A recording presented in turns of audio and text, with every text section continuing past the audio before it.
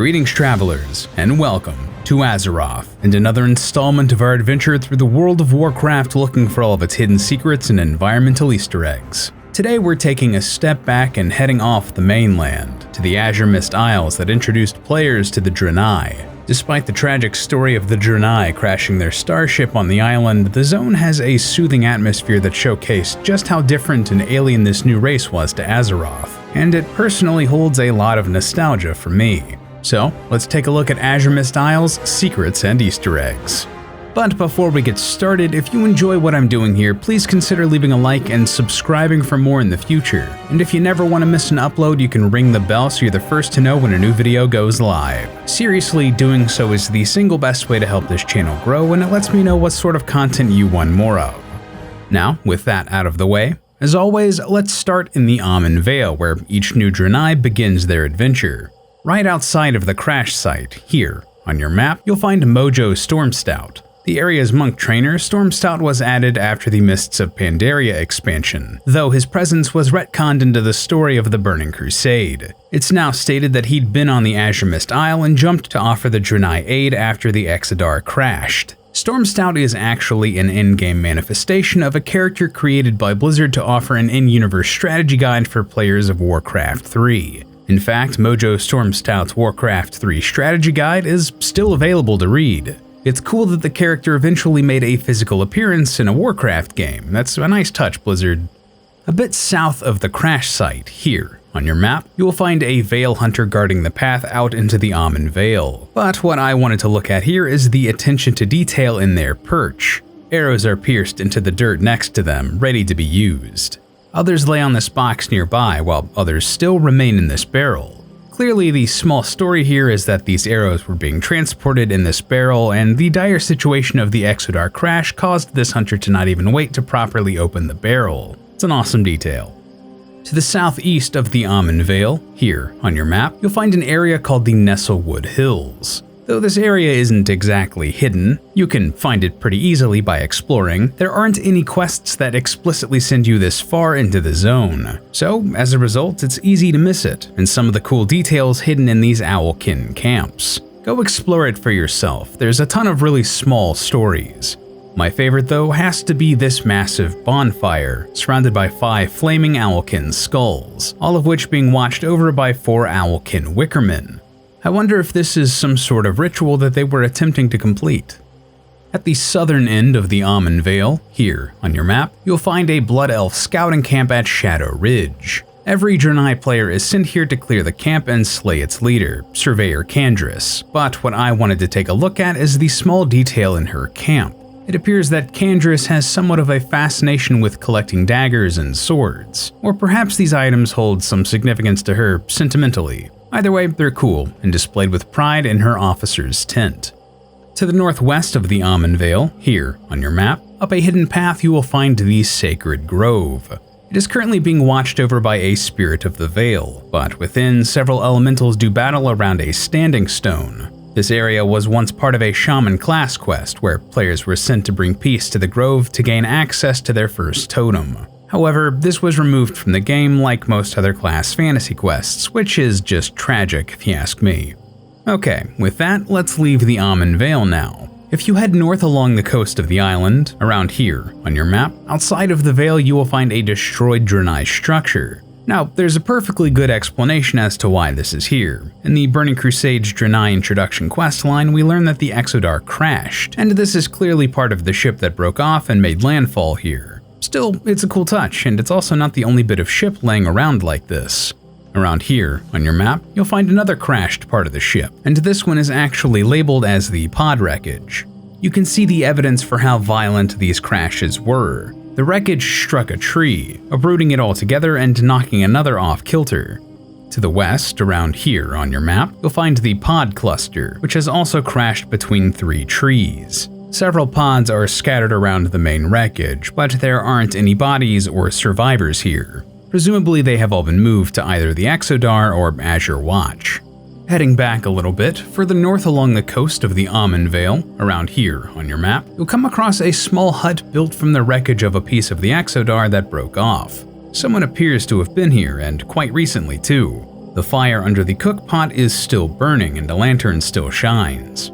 However, there is currently no sign of life. Huts like this are found elsewhere on the island, so perhaps someone survived the crash on the side of this ridge, built up a shelter until they felt well enough to travel, and then made their way to safety. Or maybe they were rescued.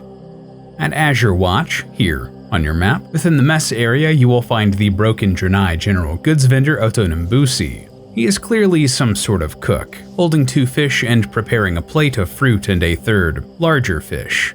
Occasionally, Otonembusi will say, "If you don't eat your fish, you can't have any pudding." This is a reference to the Pink Floyd song Another Brick in the Wall, Part 2, where a man can be heard saying, "If you don't eat your meat, you can't have any pudding."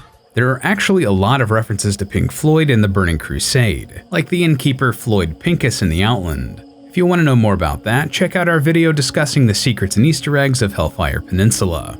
Elsewhere in Azure Watch, here on your map, you'll find the hunter trainer Actian. He gives you the small quest chain The Great Moongray's Hunt, which sees players collecting Moongray's stag, tenderloins, and hides. Both the name and the quest he gives appear to be references to the Greek myth of the hunter Actaeon.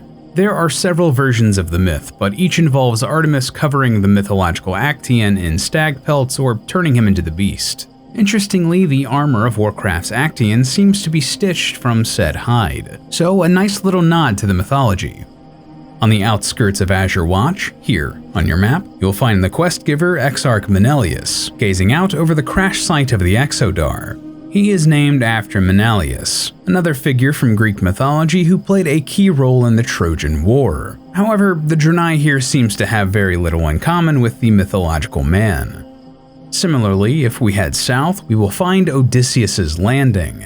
This is a small questing hub featuring characters from other races of the Alliance, introducing the Draenei to their new allies. The leader here is Admiral Odysseus, clearly named for the Greek hero Odysseus, a sailor and character in both the Iliad and the Odyssey. The latter is even named after him. One of the Admiral's quests leads you to the aforementioned Menelaus, a further connection to the Trojan War. Similarly, the blacksmith of the camp is named Calypso, named for another figure from the Odyssey, though she appears to have very little in common with that character. At the center of camp, you will find the crew's chef, Cookie McWeaksauce. As you can tell, his name is absolutely ridiculous, and is actually a reference to a family of NPCs that Blizzard uses as vendors of high-end items for beta testing, all called the McWeaksauces. Cookie's gossip text acknowledges this, saying that his family is a long line of tradesmen known for their ability to please. The Admiral seems to dislike McWeaksauce because all he cooks is chicken, explaining the exceedingly large number of the birds in the camp. I sadly did not get any footage of this, but McWeaksauce will also occasionally shoot one of the chickens? Going a bit overboard there, buddy. Also, he owns a parrot named Ragnaros, a clear nod to the Molten Core final boss, Ragnaros. Also, just before we head out here, take a look at the general goods vendor Logan Daniel. He is significantly shorter than other humans, which is interesting. Not sure why, but neat. To the northwest, around here on your map, you'll find the Furbolg settlement of Bristlelimb Village. Adventurers are sent here to help liberate captive Stillpine Furbolg, so the area itself is hard to miss, but I do appreciate the level of detail. For one, a shard of the Exodar broke off and landed on one of the Bristlelimb huts, crushing it. Hope no one was inside because this place has been decimated. Around one of their campsites, you will find the remains of several fish, as well as the skeleton of a humanoid. I assume that this was some unfortunate night elf, who are present on the island, who was captured and eaten some time ago. Finally, at the coast, the Bristlelimb have erected 2 totems, both gazing out over the sea. Perhaps they are warding off something from the oceans? As we'll get to shortly, there are some sea monsters in those waters, so it's a small world-building and culture-building detail that I adore. To the southwest of Azuremyst, you'll find the smaller island of Silvermyst. This was the home of a family of night elf fishermen, who were sadly displaced or killed by the crashing Exodar. It's very difficult to miss, but I thought I'd point out the excellent centerpiece of the island, which is the night elf family's home crushed by a giant crystal. It's just dope imagery. At the edge of the Owlkin-controlled camps on Silvermyst, around here on your map, you'll find an area where all of the trees have been burned down. At the center of this small clearing, you'll find a figure made of hay and straw in the image of a humanoid. A small nest has been built before the figure, with fish placed upon it, presumably as some sort of offering. Interestingly, the ground around the figure still smolders, indicating that either the Owlkin are getting ready to burn this figure, have recently burned another one, or they have attempted to burn this figure and somehow failed. I've never seen this model anywhere else in-game, but I doubt that it's unique to this area. Right? Or could this be someone's weekend project, creating a reference to the 2006 Nicolas Cage film The Wicker Man, which came out while the Burning Crusade was in development? If that is indeed the case, I do wish they would have put some bees buzzing around the wicker figure. Really would have just tied the whole thing together. Along the shore, you'll find some interesting items strewn about the Murloc camps that inhabit the island. Some are small, unimportant items or boats, while others do have some significance. Around here, on your map, you'll find one of these small Murloc settlements. Leaning up against one of their huts, you'll find a trident. Though this isn't unique to this particular hut, in fact, you can find another trident at the Murloc camp elsewhere in the zone, it does prickle me as a bit more than a coincidence. Around this time, members of Blizzard's staff released a parody metal song as Elite Tarn Chieftain called I Am Murloc, which poked fun at Aquaman. Though I think it's a bit of a stretch to say this is supposed to be Aquaman's trident, I couldn't help but make the connection. And regardless, the trident is just cool on its own. Further along the coast, here on your map, you'll find a boat and an orcish catapult washed up on shore. It's entirely possible that these two structures came to rest here independently, but I do wonder what an orcish catapult that has clearly seen battle, given the number of arrows within it, came to find itself on an island so far from Kalimdor's mainland. Interesting stuff. To the south of the island, here on your map, off the shore underwater, you will find the remnants of a large Night Elven ship sunken under one of the crystals that broke off the Exodar. One of two things happened here. Either the ship was crushed by the falling crystal from the crash, or it was sunken some time ago and a crystal just so happened to crash in the same area. I'm leaning towards the former personally. It's a much more dramatic image and it just sounds cooler. Around here, on your map, you'll find the corpse of a massive sea creature washed ashore and scavenged by the Murlocs and other predators. This appears to be similar to the threshers that wash up elsewhere in-game, but on a much larger scale. I love stuff like this. It just adds so much to the world to think that there are these creatures hidden in the depths of the ocean, even though that is a legitimate fear of mine in real life, by the way. Oh, and also, this isn't the only sea monster you can find in this area. In the bay beyond Valar's Birth, around here, on your map, you will find the remains of several large sea creatures, all hidden under the water. While none of these are exclusive to this area, they're still fascinating. This one was obviously a giant turtle, while another appears to be a ribcage from another massive thresher. Though I couldn't help but notice that it appears that the environmental designer just took the skeleton model they used for Beasts of Burden and scaled it up. I don't blame you, it's just funny. Thought I wouldn't notice, but I did. The most interesting of the three, however, is this massive sea serpent. I think we can very safely classify this as a leviathan. It is gargantuan, and its spine stretches out several dozen meters behind it. It's insane.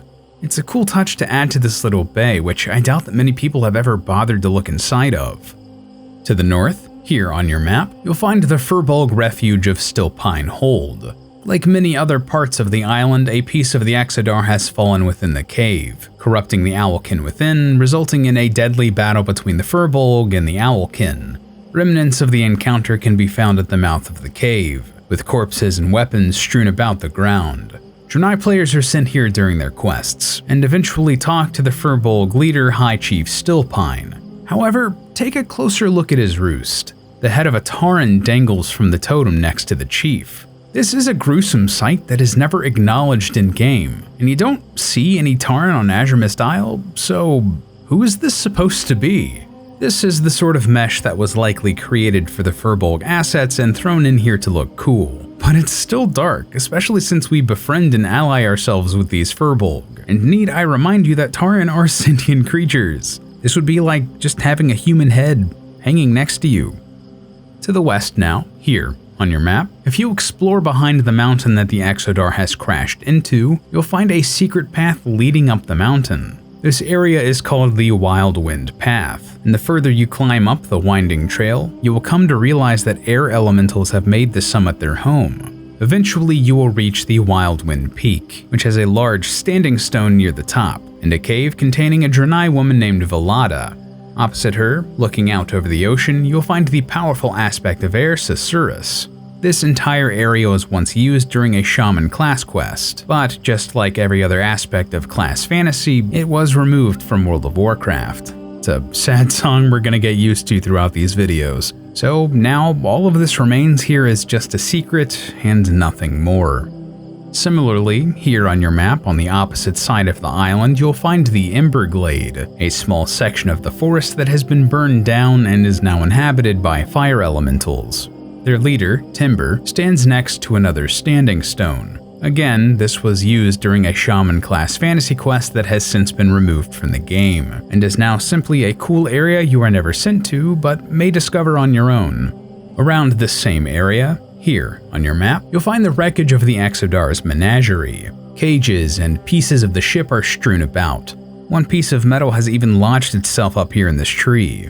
Closer to the coast, beyond several other pieces of debris and fallen crystals, you'll find a cage with a unique ravager called the Death Ravager still locked inside, looking out over the sea. All Draenei are given a quest to come here and kill several of these escaped ravagers, but warriors are given a unique quest to come here and put down the Death Ravager, after opening its cage with a key dropped by one of the other creatures. The quest points out that the Death Ravager would do incredible harm to the environment of Azuremyst, so killing it is a mercy. It is also said to be resistant to magic and must be killed with a blade, and though I didn't test that, well, I doubt it. Seems more like an excuse to have warriors and only warriors do this quest. The Death Ravager's color palette is unique and it really does seem to be one of a kind, so it feels tragic to kill it so far from its home. This is just a really sad image. Speaking of depressing concepts in this game, Hellfire Peninsula has a ton of sad secrets and Easter eggs. There's actually an entire area of the map literally packed with the ghosts of the past, reliving their lives over and over, trapped in a loop. It is a horrible fate, but it makes for an interesting story for us to explore. If you want to learn more about that, check out my video covering Hellfire Peninsula's secrets and Easter eggs. Given how vast and dense the World of Warcraft is, it's inevitable that I missed something. So if you know of any other secrets and Easter eggs on the Azuremyst Isle, let me know down in the comments below. And while you're down there, let me know what zone you want us to explore next. Almost positive it's going to be Eversong Woods, so we complete the little Burning Crusade starting zones, and I'd like to get that out in time for the pre-patch. Please remember to like the video if you enjoyed it, and subscribe for more in the future. You can also ring the bell so you know when stuff goes live. Those are honestly the single best way to help the channel grow. It feeds the YouTube algorithm bot and keeps it happy. And gosh dang, we need to do that these days. Anyway, as always, thank you so much for watching, and until next time.